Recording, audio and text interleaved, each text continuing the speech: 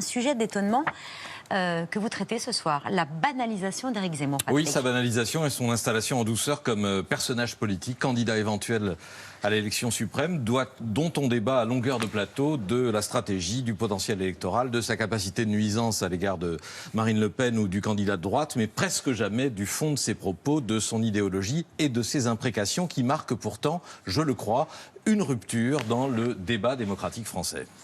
C'est ce qu'on disait il y a 30 ans de Jean-Marie Le Pen. On disait il y a 30 ans que le FN n'était pas un parti comme les autres, vous vous souvenez. Et justement, Jean-Marie Le Pen ne s'est jamais complètement banalisé. La droite, avec Jacques Chirac, a su maintenir à quelques accointances près un cordon sanitaire avec le FN, alors qu'aujourd'hui, Éric Zemmour est jugé fréquentable par un certain nombre de leaders LR. Laurent Wauquiez échange avec lui, Éric Ciotti est prêt à voter pour lui, etc.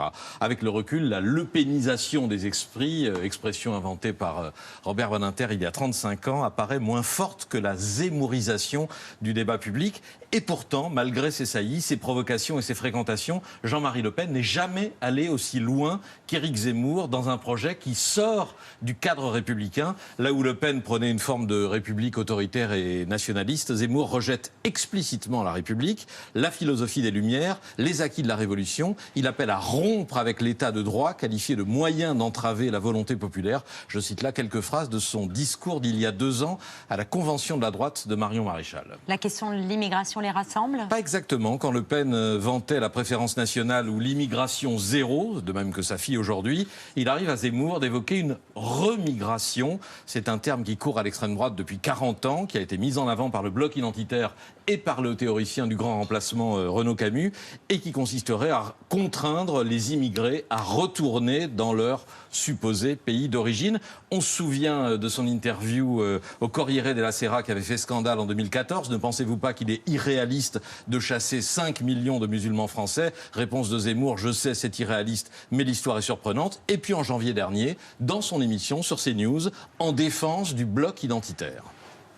Vouloir la remigration, ce n'est pas être raciste. C'est considérer qu'il y a trop d'immigrés en France, que ça pose un vrai problème d'équilibre démographique et identitaire, que l'identité de la France est en danger, et donc c'est dire, voilà, on va renvoyer les immigrés qui ne s'assimilent pas. C'est ce qu'a fait la France pendant un siècle. Vous n'êtes pas raciste? Mais c'est pas du tout être raciste que de dire ça.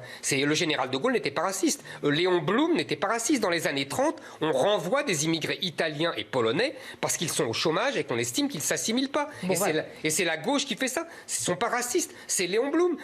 Alors, historiquement, c'est faux, comme souvent chez Zemmour. Si le gouvernement Blum a bien procédé à des reconduites à la frontière, il n'a pas expulsé en masse les Italiens et les Polonais, et encore moins les Espagnols qui fuyaient la guerre par centaines de milliers. En tout cas, la propagation des lubies anti-musulmanes d'Éric Zemmour, de ce qu'il appelle la lutte à mort entre les races et les religions, la diffusion d'idées qui étaient frappées d'illégitimité depuis la libération, tout cela pose question, renvoie chacun, médias et politiques, à leurs responsabilités, et je pense mérite mieux que nos débats politiciens du moment sur la stratégie Zemmour. La zémourisation du débat public. Moi, je pense que Éric Zemmour, c'est Jean-Marie Le Pen en pire. Je dis dans ce livre, je rappelle dans ce livre des propos d'Éric Zemmour qui datent de 2006, mais il n'a jamais varié, sur les femmes, l'homosexualité. Son homophobie est scandaleuse. Et vous parlez de la responsabilité des gens.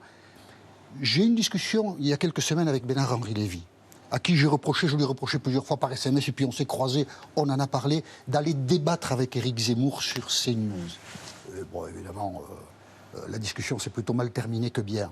Mais jamais on a donné à Jean-Marie Le Pen une émission de télévision. Quotidienne. Et tout le monde vient défiler devant lui, débattre devant lui. C'était un candidat déclaré, acteur officiel du débat politique en France, qui n'est pas encore le cas intellectuel et politique en France. Mais comment on est arrivé à ça? Je cite une phrase d'Éric Zemmour qui dit « Les musulmans, qu'ils le disent ou qu'ils ne le disent pas, pensent tous, même ceux qui ne disent rien, que les djihadistes sont des bons musulmans. C'est du racisme intégral. C'est scandaleux de laisser dire, de continuer à donner une tribune à Éric Zemmour, comme si ce qu'il disait était devenu banal. Nous sommes devenus fous, et vous avez raison, Éric, et j'en ai énormément Patrick, excusez-moi, Patrick.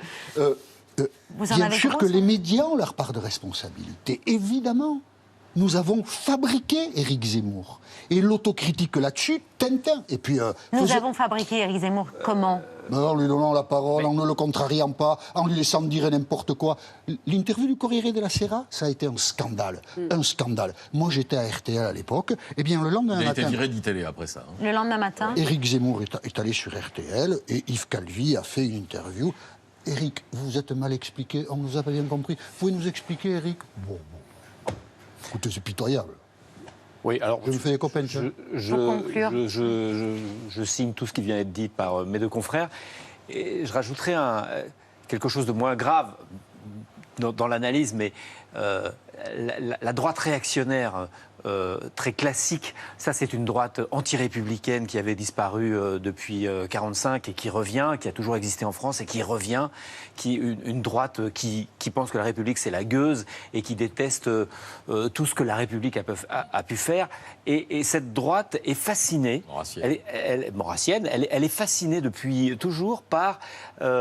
la capacité qu'a eu la gauche de gagner les batailles culturelles. Elle est fascinée par Gramsci, ce penseur italien qui a théorisé la bataille culturelle, les majorités culturelles. Et là, elle est en train d'essayer de faire pareil. Mais Zemmour le soir à 19h, c'est 600 000 personnes.